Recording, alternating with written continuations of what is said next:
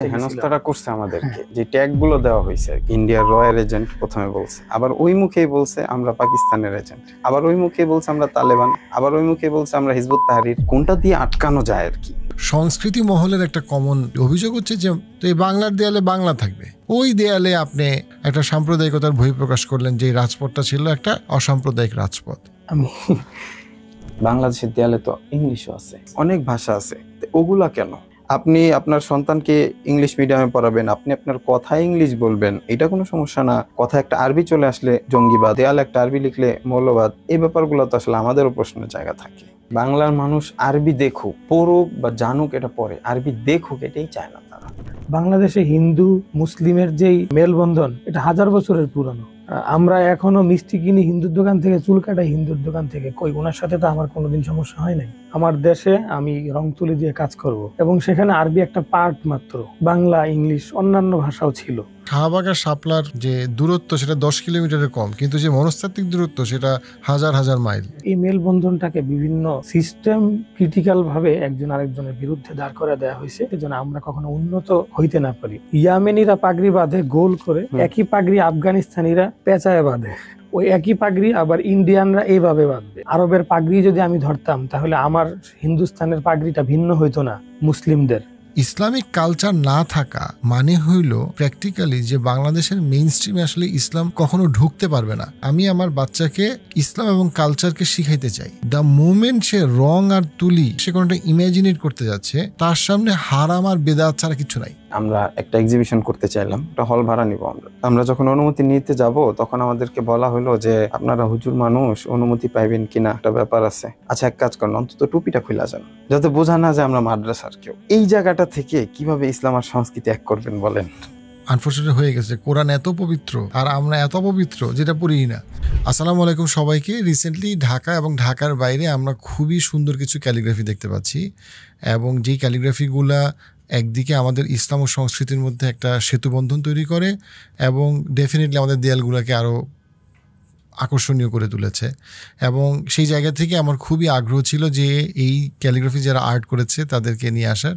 তো আমি খুবই সৌভাগ্যবান নিজেকে মনে করছি যে উসাইদ মাহমুদ ভাই এবং মোল্লা হানিফ ভাই, যারা মূলত এই ক্যালিগ্রাফিগুলোর পিছনে একদম সামনে থেকে নেতৃত্ব দিচ্ছেন, কাজ করছেন, তাদের কাজকে পেয়েছি। তো ভাইয়া কেমন আছেন? আলহামদুলিল্লাহ ভাই, আপনি কেমন আছেন? আলহামদুলিল্লাহ, আমি ভালো আছি। তো থ্যাংক ইউ আজকে সময় করে আসার জন্য। আমি যেই জায়গা থেকে আলোচনাটা শুরু করতে চাই সেটা হচ্ছে যে অবশ্যই আপনারা যে কাজটা করছেন সেই কাজটা আমাদের যে ইসলামিক কাজ বলি অথবা সাংস্কৃতিক কাজ বলি তার থেকে অবশ্যই ভিন্ন মাত্রার। তো আমরা তো একটা সময় আমরা যদি মুঘলদের ইতিহাস দেখি, যারা আমাদের এই উপমহাদেশে ইসলাম ধারক বাহক হিসেবে যারা কাজ করছে তাদের মধ্যে একটা বড় সময় তারা ছিল। তো সেই সময় তো ইসলাম ও সংস্কৃতির একটা একসাথে অনেক কিছু হয়েছে, সেটা আমরা 60 গম্বুজ মসজিদ বলি অথবা আমরা যে বিভিন্ন আলোকচিত্র সেই সময়ের বলি। আমরা যদি আরও রিসেন্ট টাইমসে যাই, আমি যদি সুফিদের অনেকগুলো কাজ দেখি, সেখানে আমরা ইসলাম সংস্কৃতির অনেক জায়গায় ব্লেন্ড দেখি, সেতুবন্ধন দেখি। আবার আমরা যদি একদম কাজী নজরুল ইসলামের কাজের দিকে তাকাই, আমরা দেখব যে অনেক ব্লেন্ড, মিনিং ইসলাম এবং সংস্কৃতি একসাথে সহাবস্থান করতে পারতেছে। কিন্তু গত 30 থেকে 40 বছরের যদি আমাদের সময়কাল ধরি, 1980 পরবর্তী সময়, তখন আমরা দেখব যে কিছুটা হলেও যেন মনে হয় যে বাংলাদেশে ইসলাম এবং সংস্কৃতি দুইটা বিপরীতমুখী অবস্থান। সেই জায়গা থেকে আপনারা যে রিসেন্ট যে কাজগুলো করছেন ক্যালিগ্রাফি রিলেটেড, সেইটা ঢাকা এবং ঢাকার বাইরের রাজপথে, সেটা আবারও মনে হচ্ছে যে ইসলাম ও সংস্কৃতি আবারও সহাবস্থান করা শুরু করতেছে। এটা আমাদের মুসলমানদের জন্য একটা চমৎকার একটা বিষয়। এই জায়গাটায় আপনারা ডেফিনেটলি আপনাদের ব্যাকগ্রাউন্ড, আপনারা মাদ্রাসায় পড়াশোনা করেছেন একটা লম্বা সময় এবং ডেফিনেটলি ইসলাম চর্চা করেন। সেই জায়গাটা থেকে আপনারা তো একদম পিওর ইলমি যে লাইন, সেই লাইনে আপনারা কাজ করতে পারতেন, কিন্তু আপনারা একটা ব্যতিক্রম ধর্মী জায়গায় আপনাদের ট্যালেন্টটা আপনারা এক্সপ্লোর করছেন, কাজ করছেন।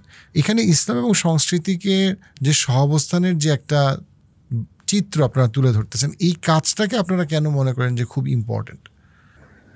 খুবই চমৎকার একটা প্রশ্ন এটা। কারণ একটা শিল্প আমি যখন তুলে ধরবো, তো প্রথমে আমাকে চিন্তা করতে হবে যে আমি কাজটা কেন করছি। এটাই তো মূলত, যে আমি যে আমার এই ক্যালিগ্রাফি বা এই সংস্কৃতি চর্চাটা করছি, এই তুলে ধরাটা কেন, এবং এই অবস্থানটা এটাকে নিয়ে যাওয়া, এটা নিয়ে খুব বড়ভাবে দেখা, এটা কেন? প্রথম কথা হচ্ছে, আমরা প্রত্যেকটা মানুষের মৌলিক যে চাহিদাগুলো আছে তার মধ্যে যেমন খাদ্য, অন্ন, বস্ত্র, চিকিৎসা, এগুলো হচ্ছে একটা মানুষের মৌলিক চাহিদা। তো তারপরে একটা মানুষের চাহিদা হচ্ছে বিনোদন। একটা মানুষের চাহিদা বিনোদন, সেটা হচ্ছে বিনোদনের মধ্যে খেলাধুলা একটা বিনোদন। আপনি অবসর সময় খেলাধুলা করছেন, ঘোরাফেরা করছেন। শিল্পটা একটা মৌলিক চাহিদা আমি মনে করি, বিনোদনের মতন। আপনি আপনি একটা রুমের মধ্যে ঢুকলেন, আপনি একটা বাসায় ঢুকলেন, তো কোনো জায়গায় একদমই নর্মাল একটা দেয়াল আছে, একদমই কোনো রকম কোনো কাজ করা নেই, ফ্লোরটাও স্বাভাবিক, ঢালাই করা। আরেক জায়গায় সেখানে টাইলস করা আছে, হালকা একটু কাজ আছে, সেটা দেখলে একটু ভালো লাগা ভেতরে কাজ করে। এই যে ভেতরে প্রশান্তি দেওয়াটা, এটার বহু রকম রূপ দুনিয়াতে হতে পারে। মানুষ দিন দিন যতটা আধুনিক হচ্ছে, পাশাপাশি দেখা যাচ্ছে আপনার এই যে ইন্টেরিয়র এক সময় এক এক রকম করা হতো, বর্তমান সময় আরেক রকম করা হচ্ছে।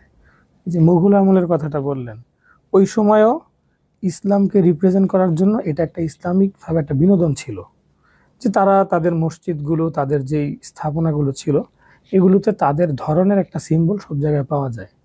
আমাদেরও দেখা যায় এই যে আমাদের বিনোদনের একটা জায়গা। আমি এটাকে বিনোদন কেন বলছি, কারণটা হচ্ছে এটা আপনি যদি একদম ফরজ না বা একদমই সম্পূর্ণ এতটা জরুরি না যেটা ছাড়া আপনার জীবন চলবে না, সেই জন্য এটাকে বিনোদনের মতন একটা জায়গা আমি রাখতে চাই।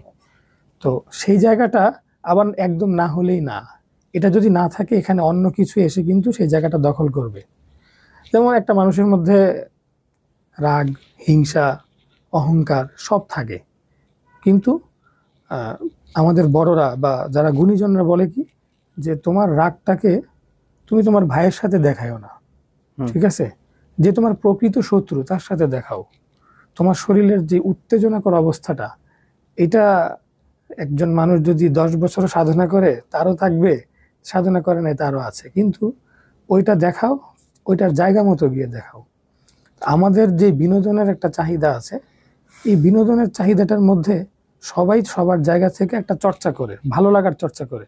আমার যে জায়গাটাতে ভালো লাগে আমি সেই জায়গায় ভালো লাগার চর্চা করছি, আরেকজনের ছবি আঁকায় ভালো লাগে, সে ছবি আঁকার চর্চা করছে, ওইটা বিনোদনের একটা অংশ। আমি আমার জায়গায় ভালো লাগে, এখন আমার ভালো লাগার জায়গাটা যদি একটা ঐতিহাসিক জায়গার মধ্যে গিয়ে পড়ে, যেমন ক্যালিগ্রাফিটা 1000 বছরের সংস্কৃতি, ওখানে গিয়ে যদি পড়ে যায়, সেই ক্ষেত্রে আমার ওই অনুযায়ী চর্চাটা করতে হবে। এটা তো আমি মনে করি যে আমার ছোটবেলা থেকেই এদিকে একটা ভালো লাগা শুরু হয়েছে। তো এইটা আমার অনেকটা আমি মনে করি গড গিফটেড ছোট থেকেই। তো সেই জায়গা থেকে আমি পরবর্তীতে এটা নিয়ে ঘাটাঘাটি করছি, এটা নিয়ে রিসার্চ করা, পড়াশোনা করা। তো ওই জায়গা থেকে আমি এটাকে কিভাবে, তখন দেখলাম যে এটার বিস্তীর্ণ একটা জায়গা আছে। এটা মানুষের মৌলিক প্রয়োজন না হলেও এটা মানুষের মনের চাহিদার একটা প্রয়োজনের মধ্যে পড়ে। আর্টেরই একটা অংশ ক্যালিগ্রাফি। আমার যেদিকে ভালো লাগে সেই জায়গাটা নিয়ে কাজ করছি। আর পাশাপাশি হচ্ছে গুরুত্বটা কেন, সেটা হচ্ছে আমরা যেহেতু মুসলিম পরিবারে জন্ম নিয়েছি, তো মুসলিম পরিবারে জন্ম নিলে আমার জায়গা থেকে আমি অবশ্যই প্রমোট করার চেষ্টা করব আমার শিল্পটাকে, ইসলামকে, আমার যেই সংস্কৃতিটাকে আমি প্রমোট করার চেষ্টা করি। সেই জায়গা থেকে আমি এই দিকটাকেই বেছে নেওয়া, যে এটাকে প্রমোট করা। একটা মানুষকে যখন আপনি ক্যালিগ্রাফি, সেটা আরবি বাংলা দুটোই হতে পারে, ইংলিশ হতে পারে। তো আমি যখন একটা জায়গায় কোনো একটা মেসেজ দিলাম খুবই সুন্দর, যে সদা সত্য কথা বলো, একটা রাস্তায় অথবা একটা রোডের পাশের একটা দেয়ালে বাংলায় আমি লিখে দিলাম যে সদা সত্য বলো। এই যে একটা মেসেজ, এখানে কিন্তু স্পেসিফিক আপনি ইসলামকে টানতে পারবেন না। এখানে এটা একটা সুন্দর বাণী আমি মনে করি। ইসলাম আমাদেরকে শিখাইছে সত্য, সুন্দর বলতে সুন্দর একটা জীবনযাপন করতে। তো আমি এটাই একটা সুন্দর করে বাংলা লিখে দিলাম। তো ক্যালিগ্রাফিটাকে আমি ঠিক ওই অবস্থানেই দেখতে চাই, যে এটা কারুকাজের মধ্যে এটা যে কোনো ভাষায় মেসেজ হতে পারে। পাশাপাশি ভাষাগত এক একটা ভাষার অবস্থান এক এক রকম। যেমন বিশ্বের দরবারে আরবির অবস্থান একরকম আছে, ইংরেজির অবস্থান, আরবির অবস্থান, এগুলো অনেক উপরে, বাংলাটা আরেকটু নিচে পুরো ওয়ার্ল্ড ওয়াইড মিলিয়ে। সেই ক্ষেত্রে বাংলার একটা অবস্থান আছে, আমি বাংলাটা তুলে ধরলাম। আর আরবির ব্যাপারটা হাত দিলেই অনেক উপরে চলে যায়। উপরে চলে যাওয়ার কারণটা হচ্ছে যে আরবিটা তো অনেক প্রাচীন। হুম।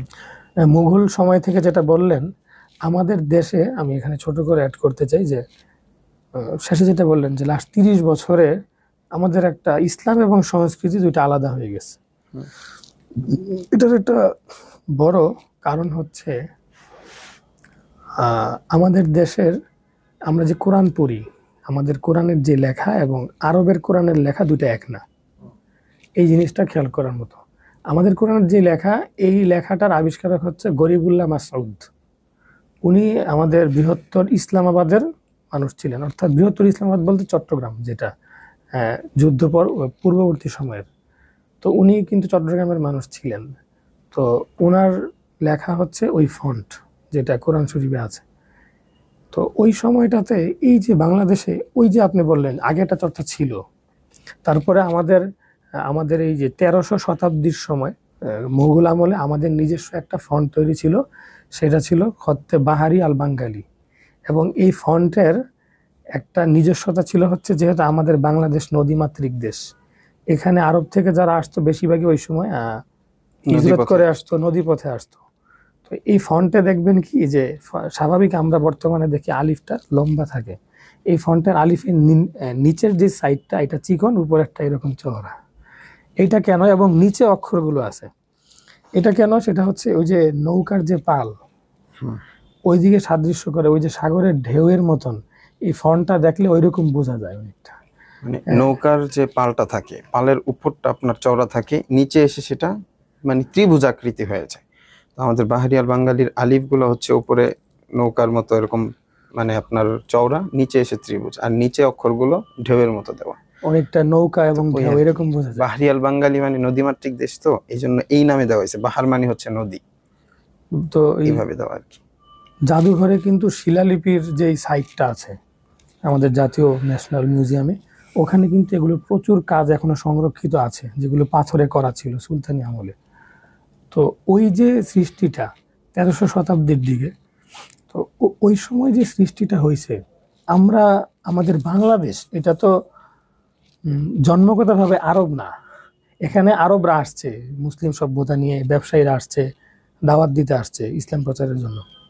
তো ওই সময় থেকে যখন সভ্যতাটা আসছে, এবং বিশেষ করে সুলতানি আমল, যেটা মুঘল আমল আমরা বলি, তুরস্ক দিক থেকে যারা সফর করে এখানে আসছে, এই তাজমহলের যারা কাজ করেছেন, দিল্লি জামে মসজিদের ওই সমস্ত শিল্পীরা কিন্তু আমরা দেখি যে তুর্কি, ওনারা এসে পরবর্তী জীবন তাজমহলের আশেপাশে কাটায় দিছে, আর যান নাই, এখানেই বাকি জীবনটা ওনারা অতিবাহিত করেছেন। তো ওই সময় দেখা গেছে যে আপনার বাংলাদেশেও আরবরা এসেছিলেন, আসার কারণে ওই সময় ওনাদের মাধ্যমেই এই ফন্টগুলোর চর্চা হয়। এগুলো যে আমরা তৈরি করছি এরকম না, ওনারা সংস্কৃতির উপরে কাজ করছে, ওখান থেকে তৈরি হয়। আর খত্তে বাহারিয়াল বাঙ্গালির এই ফন্টের মধ্যে একটা বড় ব্যাপার কি, অন্যান্য যে ফন্টগুলো আছে মানে মৌলিক যে ফন্ট, এই ফন্টটা অন্যান্য ফন্টের মধ্যে ভেঙে ভেঙে ব্যবহার করার মতন একটা অবস্থান ওনারা করছিলেন। যেমন নিচের জায়গাগুলো অন্য ফন্টের মিলবে, উপরের যে আলিফের প্যাটার্নটা থাকবে এইটা ওই ফন্টের থেকে আসবে। তো আমাদের একটা মানে পরিপূর্ণ চর্চা ছিল, আমাদের মসজিদগুলোতে এটার নিশানা আমরা দেখি। কিন্তু সম্প্রতি সময় যেটা হয়েছে, সম্প্রতি সময়ে ক্যালিগ্রাফির ক্ষেত্রে সম্প্রতি 30 বছর বললে আমি মনে করি ভুল হবে। সুলতানি আমলের পরের থেকে বাংলাদেশে ক্যালিগ্রাফির চর্চাটা ছিল না। যদি ইতিহাস দেখা হয় এবং খাতা কলমে দেখা হয়, সুলতানি আমলের পরের থেকে বাংলাদেশে এই যে লাস্ট 90 দশক বা 80 দশক পর্যন্ত ছিল না। এটা না থাকার কারণ হচ্ছে যখন ভারতে যখন ব্রিটিশরা ঢুকে, তখন কিন্তু আমাদের কালচারাল সম্পূর্ণ চেঞ্জ আসে, পরিপূর্ণ কালচারাল চেঞ্জ তারা করে যায়। ওই কালচারাল চেঞ্জগুলো যখন করে, তখন এটাও কিন্তু চেঞ্জ হয়ে গেছে। আপনি দেখেন যে লালবাগ কেল্লার মসজিদের মধ্যে ওই যে মুঘল আমলের যে 3 গম্বুজ এবং 1 গম্বুজ মসজিদগুলো ঢাকায় আছে, ওগুলার কিন্তু মেহরাবের উপরে ফার্সিতে লেখা আছে, ফার্সি ক্যালিগ্রাফি আছে।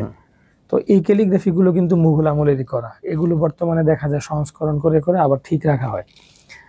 মুঘল আমলের পর থেকে এই 70-এর দশক পর্যন্ত 5টা মসজিদ আমার সামনে উপস্থাপন করা কষ্ট হবে, যেগুলাতে ইসলামী সংস্কৃতি ফুটানো হয়েছে। যা ফোটানো হয়েছে ওই মুঘল আমলেই ফোটানো হয়েছে। এইটা হচ্ছে আমাদের সবচেয়ে বড় টার্ম এই জায়গায়। আমাদের খালিটা এখানেই পড়ে গেছে। আচ্ছা, ইসলাম আর সংস্কৃতির যে ব্যাপারটা, এটা হচ্ছে আপনার মোগলরা তো আমাদের একটা সেতু বন্ধন করে দিয়ে গিয়েছিল, পরবর্তীতে এটা আলাদা হয়েছে। এখন আপনার কাছে মনে হচ্ছে যে এখন আবার মনে হচ্ছে সেতু বন্ধন হচ্ছে, এরকম একটা অবস্থা। তো দেখেন, ওই যে জায়নামাজের যে কথা, একটা কোনো কাজ ছাড়া এরকম একটা কালো একটা কাপড় হলেই তো জায়নামাজ হয়ে যায়, কিন্তু এই জায়নামাজের ভিতরে ডিজাইন কেন? আরবি সংস্কৃতিটা ফুটানো হয়েছে কেন? তারপরে আপনার মসজিদে একটা বিল্ডিং বানাইলেই হয়, বাসার মতো একটা বিল্ডিং হইলেই মসজিদ হয়ে যায়, নামাজ তো পড়া যায়। তো মসজিদকে মসজিদের মতো ডিজাইন করে বানানো হলো কেন? এই যে ব্যাপারগুলা, তারা এই জিনিসগুলো আমাদের কাছে স্পষ্ট করে দিয়ে গেছে। এখন আমাদের ভিতরে আর আপনার সংস্কৃতি আর ইসলামের ভিতরে যে দূরত্বটা, সেখানে আপনি দেখবেন একটা, আমরা যখন স্কুলে পড়ছি তখন আমাদেরকে ইসলামী শিক্ষা দেওয়া হইতো, একটা বই ছিল ধর্মশিক্ষা। পাশাপাশি আপনার চারুকলা ভিত্তিক যে প্রতিযোগিতাগুলো হইতো, অনুষ্ঠানগুলো হইতো, সেখানে আমাদেরকে বলা হইতো যে কালকে তোমাদের চারুকলা প্রতিযোগিতা, কালকে তোমরা একটা হাতি বানায় নিয়ে আসবা, বা কে কত সুন্দর প্যাঁচ বানাইতে পারে, কে কত সুন্দর কুলা আনতে পারে। এই যে ব্যাপারগুলা, এটা তো সংস্কৃতির একটা অংশ। তো এখন আমার মনে হয় সেতু বন্ধনের যে সময়টা আসছে, আমার মনে হয় সবচেয়ে গুরুত্বপূর্ণ হচ্ছে আমরা যদি এই জিনিসগুলো চেঞ্জ করতে পারি। যে একটা মানুষ, ছোট বাচ্চা, কোমলমতি শিশু, সে বানাইলে পেঁচাই কেন বানাবে? এমন হয়তো যে তুমি কে কত সুন্দর করে সূরা ফাতিহা লেখা নিয়ে আসতে পারে, হাতের লেখা প্রতিযোগিতা, এটা চারুকলার অংশ না? এটা তো চারুকলার অংশ। এটা হচ্ছে না, হচ্ছে কি যে কে কত সুন্দর করে একটা হাতি বানাই নিয়ে আসতে পারে। তো এই জিনিসগুলো আমার মনে হয় যে যদি চেঞ্জ করা যায়, আবার ইসলাম এবং সংস্কৃতি এক করা সম্ভব। শুধু ক্যালিগ্রাফি করলাম, হইলো, দেখলো মানুষ, ভাল লাগলো, এটাতে আসলে সংস্কৃতিটা যতটা ফুটে আসবে, আমাদের প্র্যাকটিক্যাল যে সংস্কৃতি, ওইটা যদি সংস্কার করা যায়। আরেকটা গুরুত্বপূর্ণ, এখানে আমার কাছে একটা গুরুত্বপূর্ণ ব্যাপার হচ্ছে, সেটা আমাদের পার্শ্ববর্তী রাষ্ট্র ভারত। ভারতে কিন্তু যেই কোনো মানে আর্ট এক্সিবিশন যখন হয়, তো আর্ট এক্সিবিশনের মধ্যে তাদের বৃহত্তম একটা অবস্থান হচ্ছে তাদের প্রতিমা নিয়ে কাজ করা। হুম। এটা কোন দৃষ্টিকোণ থেকে? তাদের ধর্মীয় দৃষ্টিকোণ থেকে, অন্য কোনো দৃষ্টিকোণ না কিন্তু। তো যে ল্যান্ডস্কেপ করতেছে সেও প্রতিমা আঁকতে পারে, যে পোর্ট্রেট করে সেও প্রতিমা আঁকতে পারে, যে অন্যান্য ভিজুয়াল আর্ট করে সেও কিন্তু ওই কাজটা করে, এবং তাদের প্রতিটা এক্সিবিশনে এটার একটা অবস্থান আছে। আমার কথা হচ্ছে যে আমাদের যেই কাজগুলো যে সামনে আসা, সেই ক্ষেত্রে আমাদের সহ অবস্থান পরে, আমাদের অবস্থানটাই নাই যে আমরা সংস্কৃতিটাকে ইসলামের সাথে এক করব।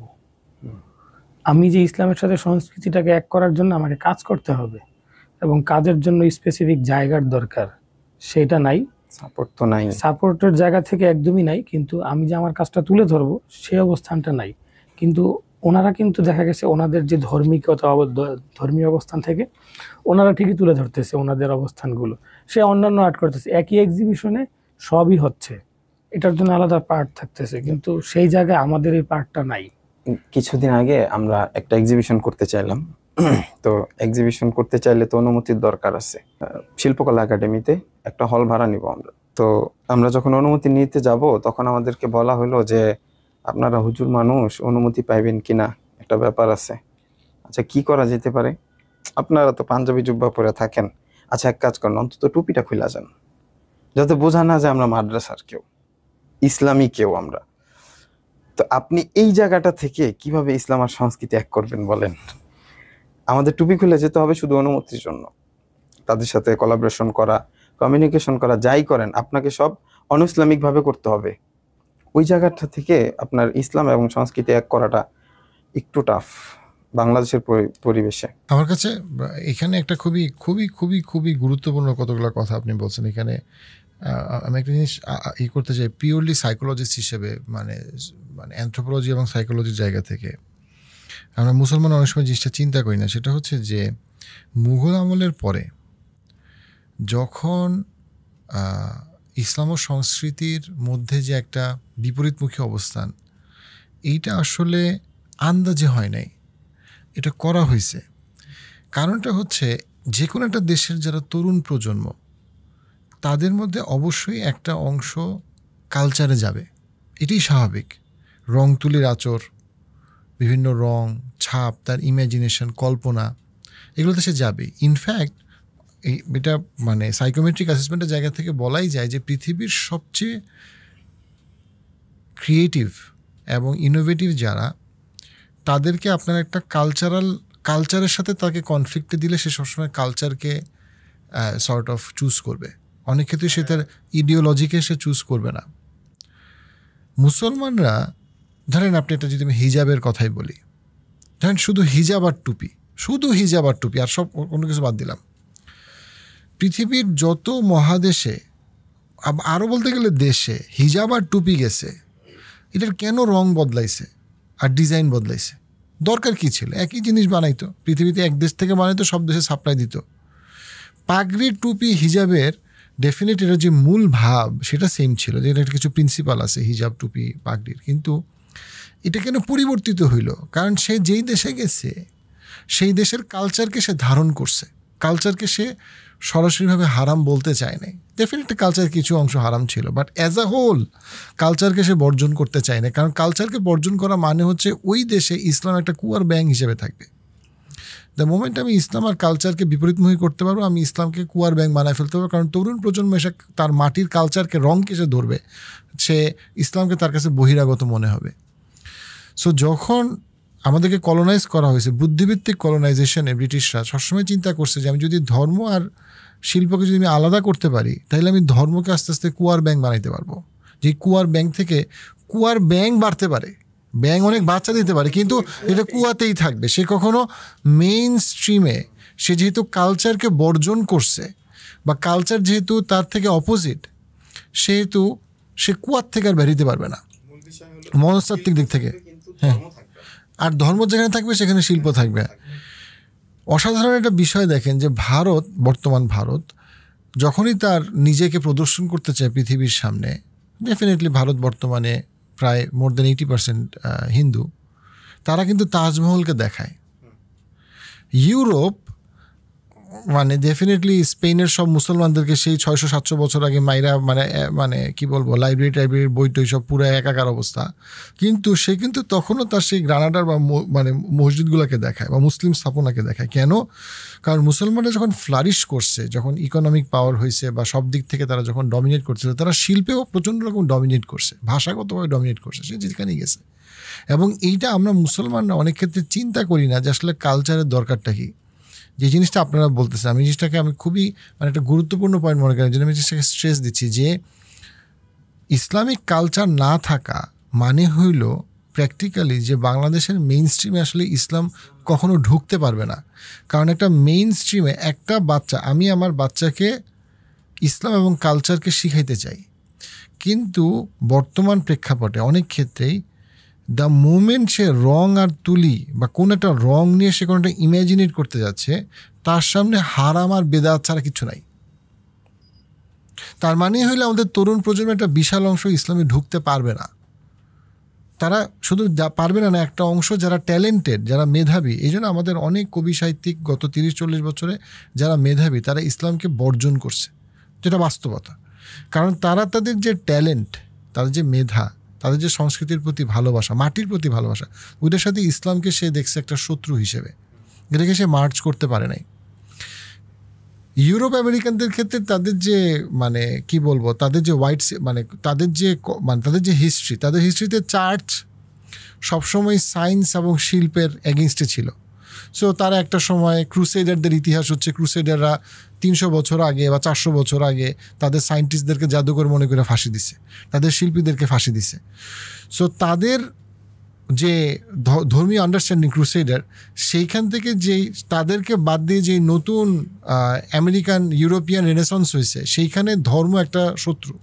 কিন্তু মুসলমানদের ক্ষেত্রে এটা কখনোই সত্যি ছিল না। মুসলমানরা একই সাথে ইসলাম, সায়েন্স বা মানে বিজ্ঞান চর্চা এবং শিল্পকে একসাথে ধারণ করতে পারছে এবং ফ্লারিশ করতে পারছে।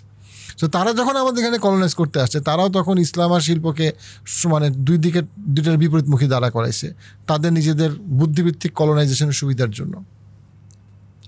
সো ওই জায়গাটা থেকে আপনারা যে পয়েন্টগুলো বলতেছেন, যে এই যে আপনি বলেন যে এই যে আরবি হরফের মধ্যে আমাদের নৌকার পালের সাথে যে একটা ধারণ করা হচ্ছে, এটা শুনলে খুবই সিম্পল মনে হয়, বাট এই যে একটা কালচারাল রেলেভেন্স, এই কালচারাল রেলেভেন্সের মনস্তাত্ত্বিক গুরুত্ব অসম্ভব বেশি।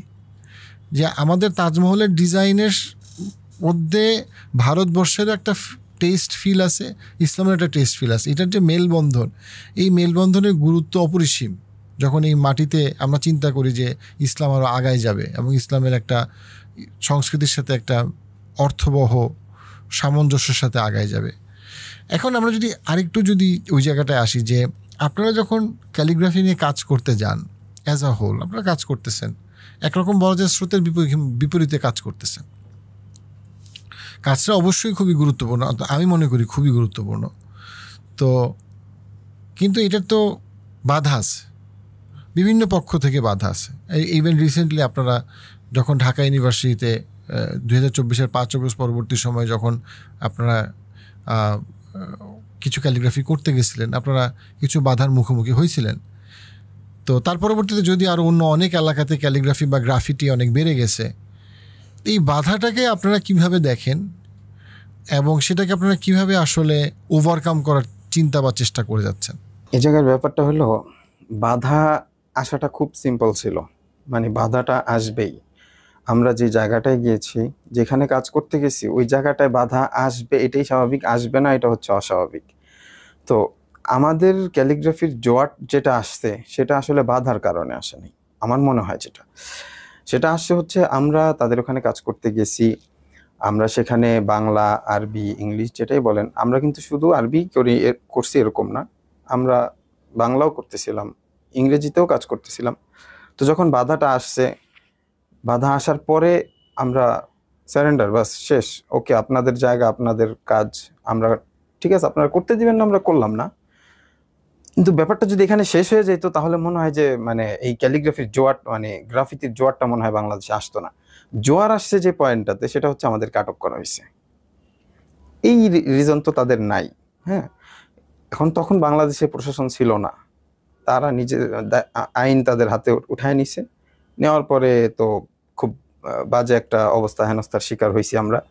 তো যখন আপনি ধর্মীয় ইস্যুতে আঘাত পড়বে, তখন বাঙালি মানুষ তো খুব ধর্মভীরু, তো তাদের এই ভিতরে আঘাত পড়ছে। এটা সেই জায়গা থেকে এই জোয়ারটা আসছে, বাধাতে মূলত জোয়ারটা আসে নাই আমার মনে হয়। এবং বাধাটাকে এই জন্য ভালোভাবে দেখতেছি, কারণ এই বাধাটার কারণে এখন বাংলাদেশে কাজটা খুব সহজ হয়ে গেছে। মানে শত্রু আইসা আমার কাজটাকে সহজ করে দিল, এমন একটা অবস্থা আর কি।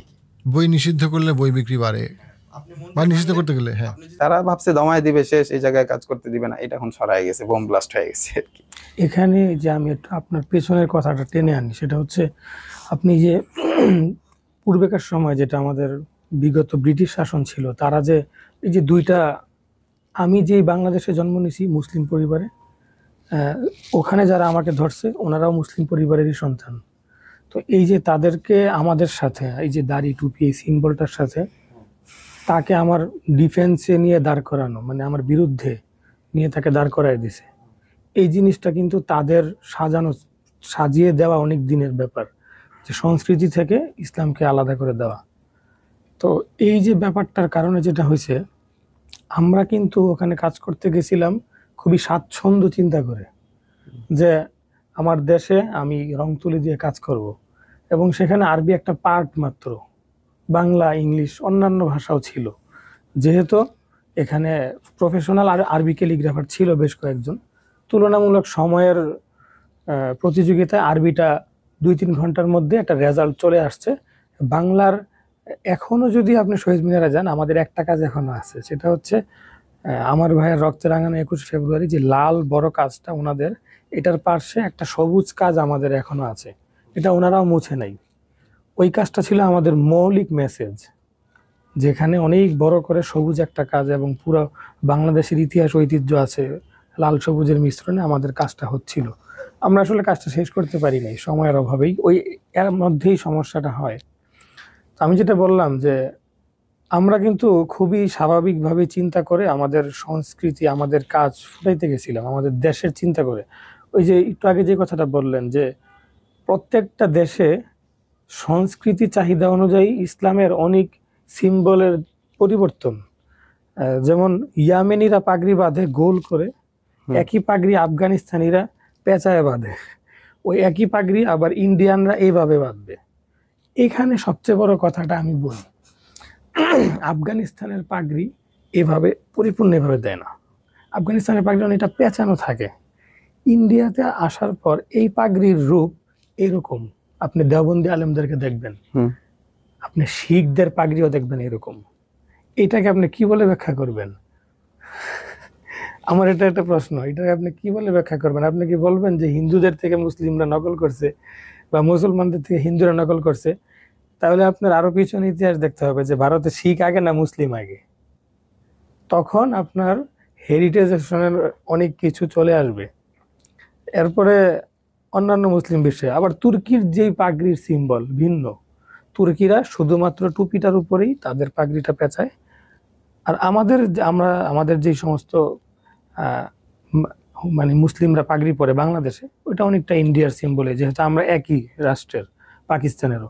এই যে পরিবর্তনটা হয়েছে দেশভিত্তিক সংস্কৃতি মাটির কারণে, তো এটাকে কিন্তু ইসলাম না করে নাই, এটাকে ইসলাম না করে নাই। ইসলামে এই সুযোগ, ইসলাম এইভাবেই প্রচার হয়েছে। অন্যথায় যেটা বললেন যে ইসলামটা যদি আরবেরটাই আমাকে ধরতে হইতো পরিপূর্ণ, আরবের খত দিয়েই আমাদের বাংলাদেশে পরিপূর্ণ ধরতে হইতো, তাহলে বাহারি বাঙালির সৃষ্টি হইতো না। আরবের পাগড়ি যদি আমি ধরতাম, তাহলে আমার হিন্দুস্তানের পাগড়িটা ভিন্ন হইতো না মুসলিমদের।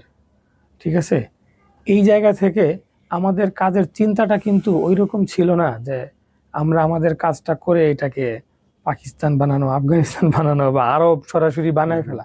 আমি আমার মতন করে আমার দেশের মধ্যে ক্যালিগ্রাফি বিভিন্ন ভাষার এটা তারা যে হেনস্থাটা করছে আমাদেরকে, যে ট্যাগ গুলো দেওয়া হয়েছে আর কি, যে আমরা ইন্ডিয়ার রয়্যাল এজেন্ট প্রথমে বলছে, আবার ওই মুখেই বলছে আমরা পাকিস্তানের এজেন্ট, আবার ওই মুখেই বলছে আমরা তালেবান, আবার ওই মুখেই বলছে আমরা হিজবুত তাহরির। কোনটা দিয়ে আটকানো যায় আর কি। শেষমেশ আমাদের মোবাইল জব্দ করলো, মোবাইল নিয়ে আপনার টেলিগ্রাম, মেসেঞ্জার, হোয়াটসঅ্যাপ এগুলো চেক করলো, ভাবছে কার সাথে কি লেনদেন করতেছি, কি অনেক বড় টাকা পয়সা আমাদের পিছনে আছে, আমাদের পিছনে অনেক শক্তি আছে। তো এই ব্যাপারগুলো ভাইবা একটা আটকায় ফেলানো আর কি। মানে মোল্লা মুন্সি দেখছে পাঞ্জাবি টুপি আছে, কোন রকম আটকা। তো একই সময় ওই সময় কিন্তু প্রশাসন বলতে শুধু সেনাবাহিনী দেশে, আর একটা মোক্ষম একটা সুযোগ ছিল তাদের, একটা সেনাবাহিনী প্রশাসন, আর একটা হচ্ছে একটা প্রশাসনের ভূমিকা পালন করতে পারে একটা মূলধারার গণমাধ্যম। মূলধারার গণমাধ্যম উপস্থিত, তারা আমাদেরকে ব্রিফ করতে দিচ্ছে না, সেনাবাহিনীর হাতে বলতেছে যে সেনাবাহিনীর কাছে তুলে দিব। আমি সরাসরি বলছি তাহলে সেনাবাহিনীর কাছে সুবর্দ করেন।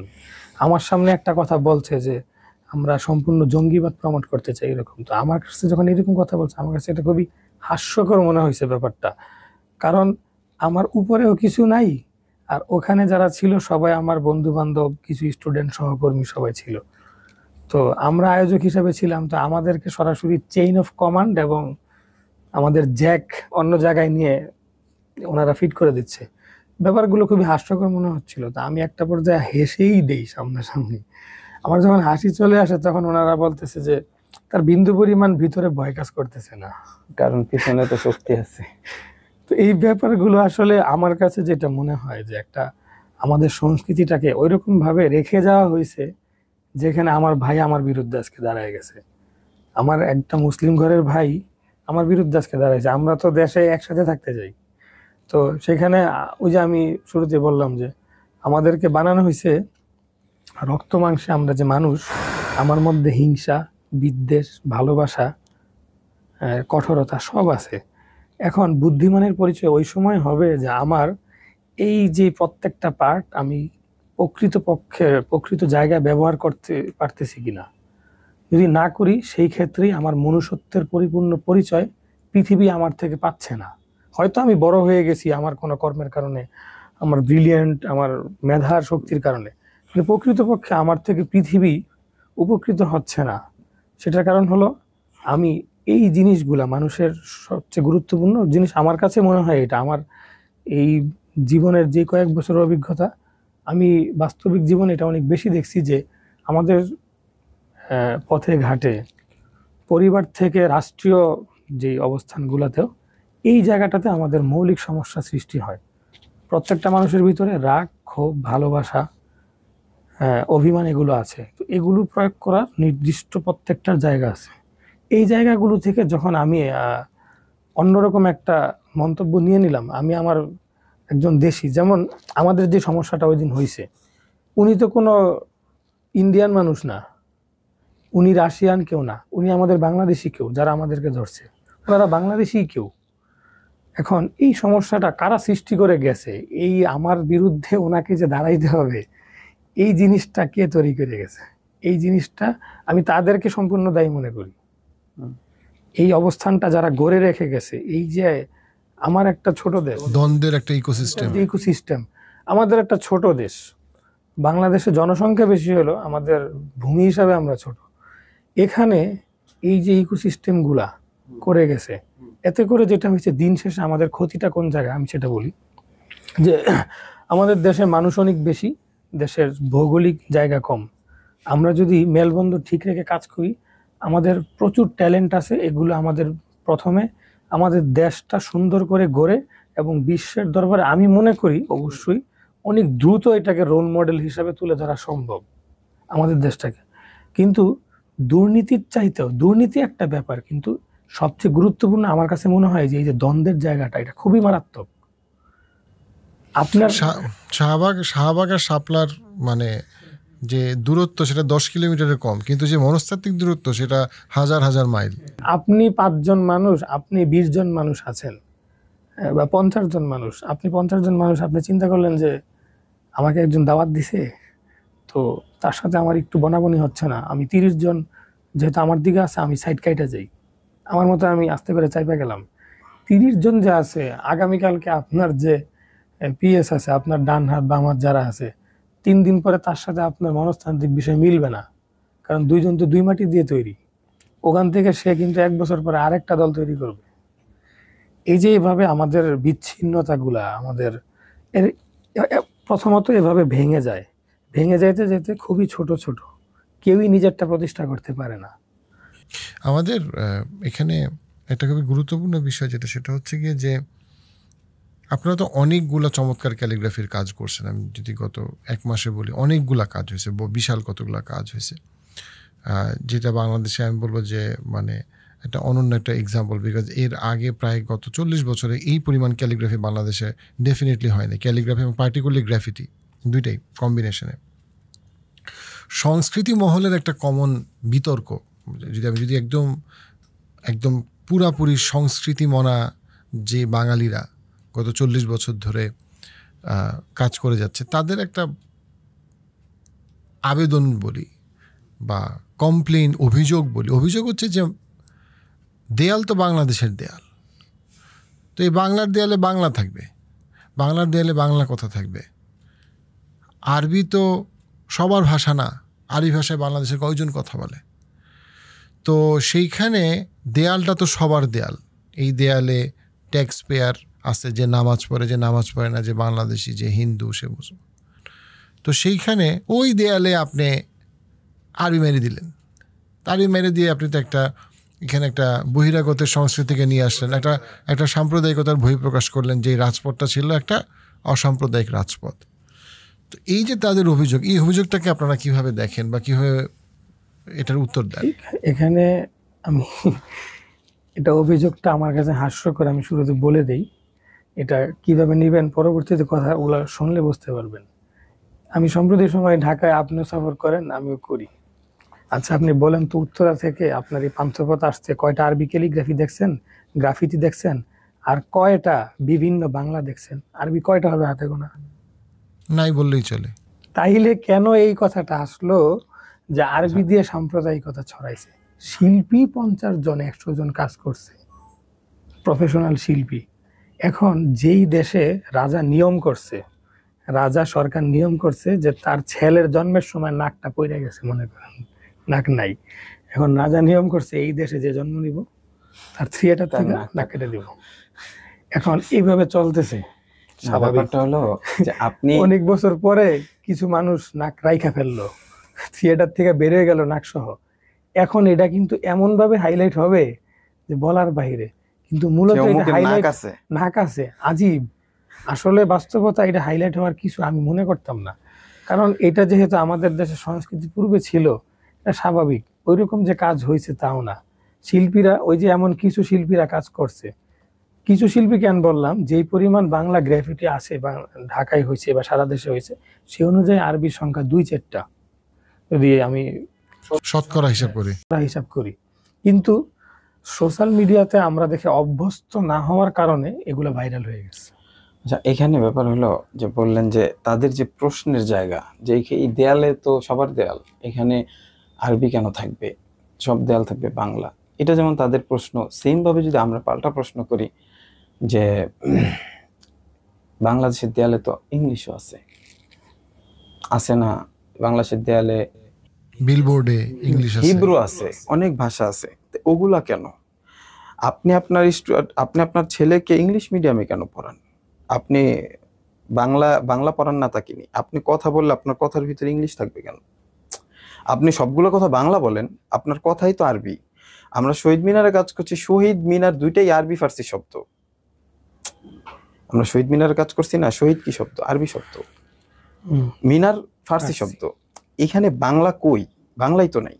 তা আপনার বাংলা থাকবে না এখানে? আপনি আপনার সন্তানকে ইংলিশ মিডিয়ামে পড়াবেন, আপনি আপনার কথায় ইংলিশ বলবেন, এটা কোনো সমস্যা না। কথা একটা আরবি চলে আসলে জঙ্গিবাদ, কথা একটা দেয়ালে একটা আরবি লিখলে মৌলবাদ, এই ব্যাপারগুলো তো আসলে আমাদেরও প্রশ্নের জায়গা থাকে, তাদের যেমন প্রশ্নের জায়গা থাকে। ওই প্রশ্নটা যেমন মানে একদম কি বলা যায়, অহেতুক প্রশ্ন। আমার মনে হয় যে আমরা তো এটা করি না কখনো, ঠিক আছে? তাদের ওই জায়গা থেকে আমরাও চাইলে এই প্রশ্নটা করতে পারি যে যদি বৈষম্য আপনারা রাখতে চান, বৈষম্য এদিক দিয়েও রাখেন।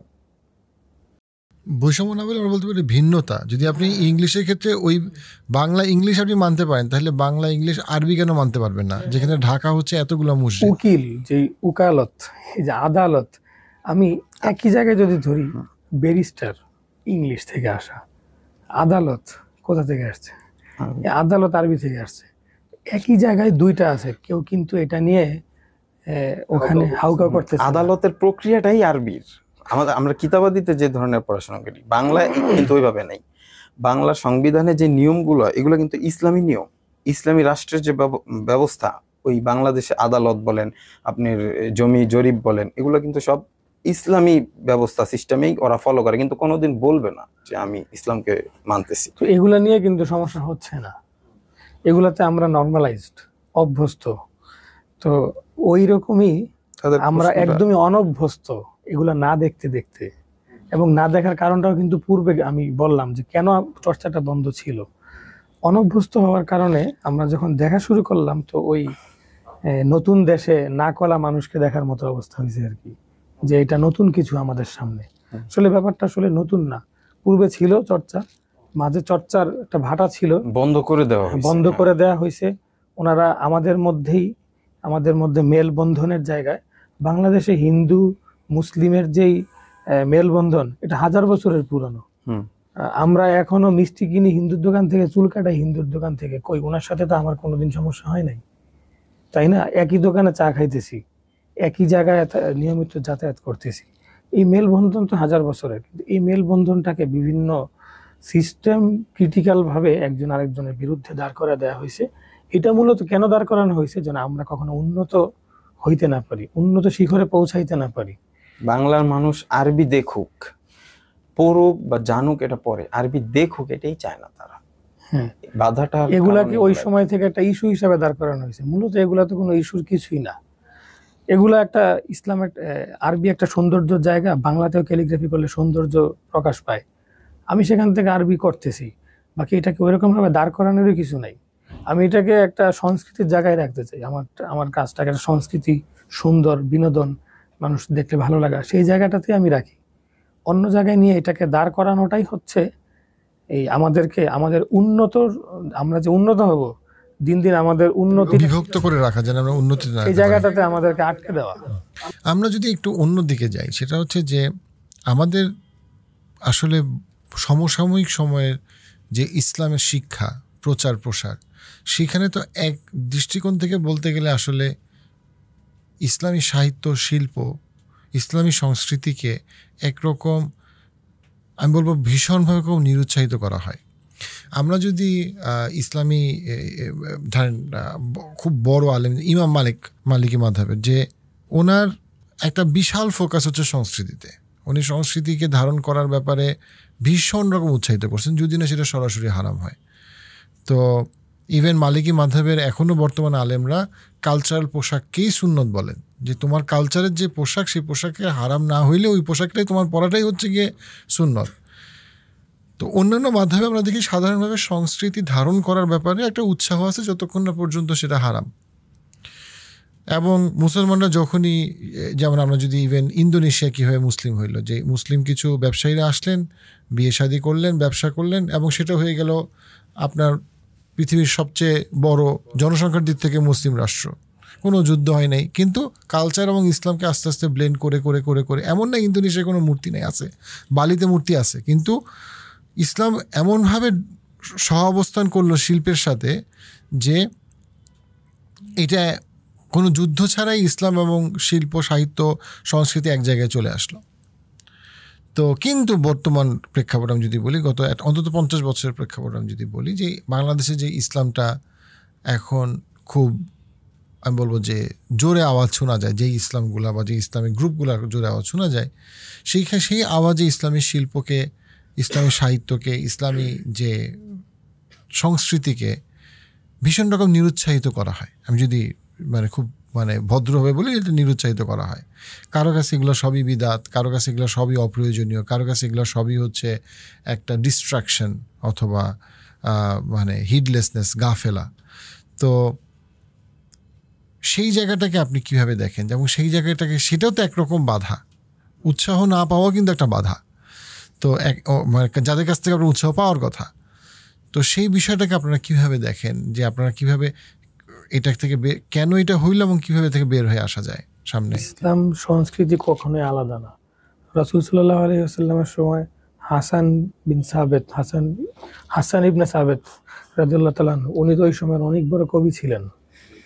তো ওনার ইসলাম গ্রহণ পূর্বে এবং ইসলাম গ্রহণ পরবর্তী সময় শিল্পের মধ্যে, আপনি যখন ইসলামকে সামনে রেখে আপনি শিল্প চর্চা করবেন, সেই ক্ষেত্রে ইসলাম কিছু নিয়ম নীতি আপনাকে একদম নাজায়েজ হলে না, যেটা একদম নাজায়েজ সেই জায়গায় আপনাকে ইসলাম ব্রেক করতে বলছে, সেই জায়গায় ইসলাম আপনাকে আটকাইছে। এছাড়া কিন্তু ইসলাম আপনাকে আটকায় নাই সংস্কৃতির ক্ষেত্রে। তো হাসান ইবনে সাবেত রাদিয়াল্লাহু তাআলা আনহু কিন্তু ইসলাম গ্রহণের পরেও যারা জাহিলি যুগের কবি ছিলেন তাদের সাথে উনি বাহাস এবং ডিবেট কবিতা নিয়ে করেছেন। ওখানে দুইটা কথা আছে, সেটা হচ্ছে ইসলামের পরিপূর্ণ যখন আপনি ইসলাম প্র্যাকটিস করবেন, প্র্যাকটিসিং মুসলিম হিসাবে দাবি করবেন, সেই সময়টাতে আপনি যখন শিল্প সাহিত্য চর্চা করবেন, সেই ক্ষেত্রে পরিপূর্ণ স্বাধীন থাকতে পারবেন না। সেটা হচ্ছে যেহেতু আপনি ইসলামকে ফলো করেন, আপনি আল্লাহ তাআলাকে মানেন, তার হুকুম মানেন, সেক্ষেত্রে কিছু কিছু বাধা থাকবে। কিন্তু রাসূল সাল্লাল্লাহু আলাইহি ওয়াসাল্লাম কিন্তু তাকে ডিবেটে পাঠাইছে, অর্থাৎ কবিদের বাহাসে পাঠাইছে। তো এখানে আলাদা করার সুযোগ ওখান থেকেই নাই। এবং পরবর্তীতে যেটা বললেন ইমাম মালিক রহমতুল্লাহ আলাইহির সময় এবং ওনার অনুসারী অনেক যারা আলেম, ওনাদের কথাবার্তা এরকম।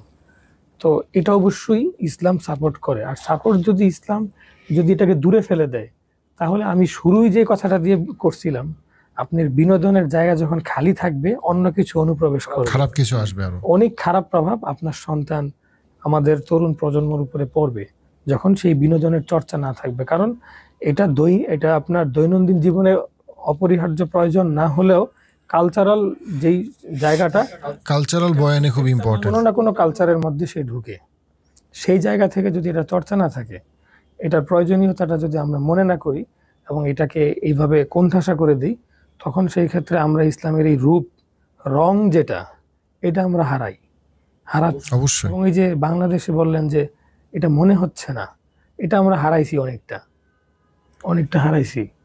এখানে আপনি যদি আমাদের জিজ্ঞেস করেন যে আপনারা ক্যালিগ্রাফি করতেছেন, আপনাদের উদ্দেশ্য কি, হ্যাঁ, যদি জিজ্ঞেস করেন, তাহলে আমি বলবো যে বাংলাদেশের যে চারুশিল্প আছে, চারুশিল্প, এই চারুশিল্পকে ইসলামী ভাবধারায় প্রতিষ্ঠিত করা। এখন আপনি এই যে প্রশ্নটা করলেন যে যদি এ ধরনের কোনো বাধা আসে, তাহলে এই বাধা থেকে উপায় কি? যেমন ধরেন বর্তমান সময়ে কোনো মুফতি এভাবে বলে যে তোমরা যে ক্যালিগ্রাফি করতেছো, কোরআনের আয়াত পেঁচা পেঁচা লেখো, কোরআনের আয়াত লেখো, এটা তো দেয়ালে রাখা জায়েজ নেই। দেয়ালে রাখা জায়েজ নেই, কারণ একটা রুমে একটা মানুষ যে কোনো অবস্থায় থাকতে পারে অনেক সময়। এখানে একটা ক্যালিগ্রাফি আছে, কোরআনের আয়াত, মানে তার জায়গা থেকে সে বলতেছে এটা জায়েজ নাই। ওকে, আমি যদি তার জায়েজ নাই এটা মেনে নেই, ওকে ঠিক আছে জায়েজ নেই, আমি আর করতেছি না, অফ। তাহলে এই জায়গাটায়, ক্যালিগ্রাফির জায়গাটায় কি ঢুকবে? একটা পোর্ট্রেট ঢুকবে, একটা কুকুরের ছবি ঢুকবে, একটা মূর্তি ঢুকবে, ঢুকবে কিনা? অবশ্যই। অথবা কিছু না ঢুকুক, অন্তত কোরআনের আয়াত ঢুকবে না। এই যে একটা বাধা, তাহলে এই প্রশ্ন করাটাই তো সমীচীন না। এটা কিন্তু আমরাই করতেছি। তো বাধার যে জায়গাটা, এটাও কিন্তু একটা বাধা আমাদেরকে, যে আচ্ছা কোরআন আয়াতটা তো এইভাবে। আরেকটা এখানে খুব ইম্পর্টেন্ট প্রশ্ন আপনি যেটা বলছেন তার সাথে যেটা, সেটা হচ্ছে গিয়ে যে মুসলমানরা একটা বাচ্চার মানে সাইকোলজিক্যাল ডেভেলপমেন্ট বা ওভারঅল ডেভেলপমেন্টে সে রং তুলির বা কালচারের ইম্পর্টেন্সটা সে বোঝে না।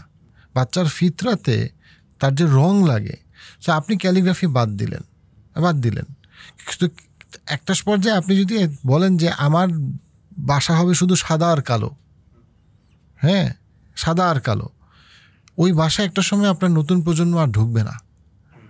তাকে আপনার কালার দিতে হবে, তাকে আপনার রং তুলে, তাকে আপনার ইমাজিনেট করতে দিতে হবে।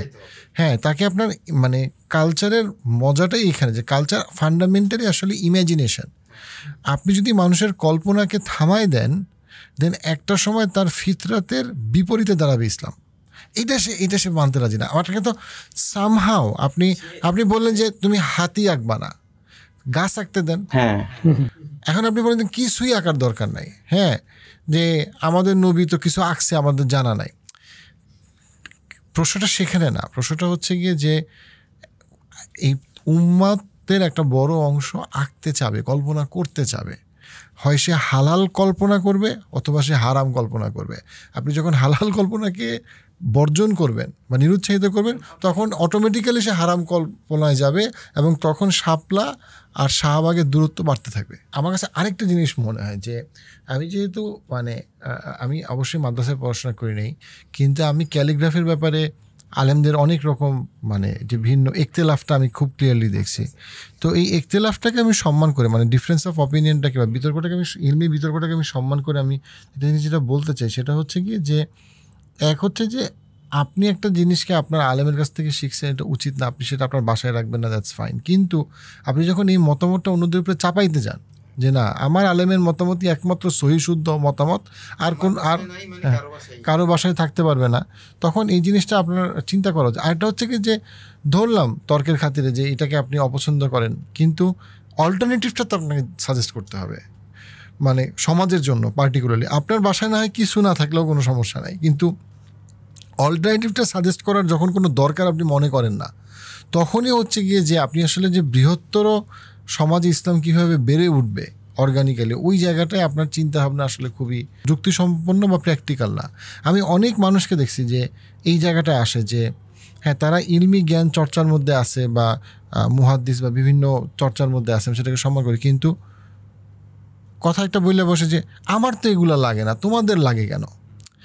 আপনার লাগে না মানে যে সমাজের লাগবে না, উম্মার লাগবে না, ব্যাপারটা এরকম না। আপনার লাগে না ভাই, ঠিক আছে আপনার লাগে না, ফ্যান্টাস্টিক, হ্যাঁ, কিন্তু জিনিসটা হচ্ছে কি যে ওই আরেকজনের যে লাগবে না, এবং তার মানে যে সবার জন্য জিনিসটা বন্ধ করে দিতে হবে, ওই জায়গাটা। ওই যে আমাদের দেশে যেটা মানে আনফর্চুনেট হয়ে গেছে, কোরআন এত পবিত্র আর আমরা এত অপবিত্র যেটা পড়িই না। হ্যাঁ, ব্যাপারটা এরকম আর কি, যে কোরআন এত পবিত্র যে আর আমি এত অপবিত্র যে আমি পড়িই না। তাহলে এটা একটা ভক্তি হয়ে গেল, সহজ ভক্তি, অলসের ভক্তি। হ্যাঁ, তো আপনাদের কাজগুলো আগায় যাক, আমি মনে করি আপনাদের কাজগুলো খুবই গুরুত্বপূর্ণ। যদি একটা প্রয়াস আপনারা শুরু করছেন, বাট এই কাজগুলা মানে আরও অনেক বেশি উৎসাহিত করা উচিত। এবং আমি মনে করি যে এটা আপনারা অনেক, সেটা গ্রাফিটি হইতে পারে, সেটা ইন্টেরিয়র ডিজাইনে আসতে পারে, সেটা কোম্পানির লোগো ডিজাইনে আসতে পারে, বাংলা ভাষায় ক্যালিগ্রাফি হতে পারে, ইংলিশ ভাষায় হতে পারে, আরবি ভাষায় তো হচ্ছেই। সো ওভারঅল আমি মনে করি যে আপনাদের কাজটা খুবই প্রশংসনীয়, এবং আমি আশা করি এবং দোয়া করি যে আল্লাহ আপনাদের কাজে আরও বরকত দেয়, এবং এটার মাধ্যমে মানুষ আরও বেশি ইসলামিক সংস্কৃতির যে সুস্থ যাত্রা মানে সেটা আরও বিকশিত হোক।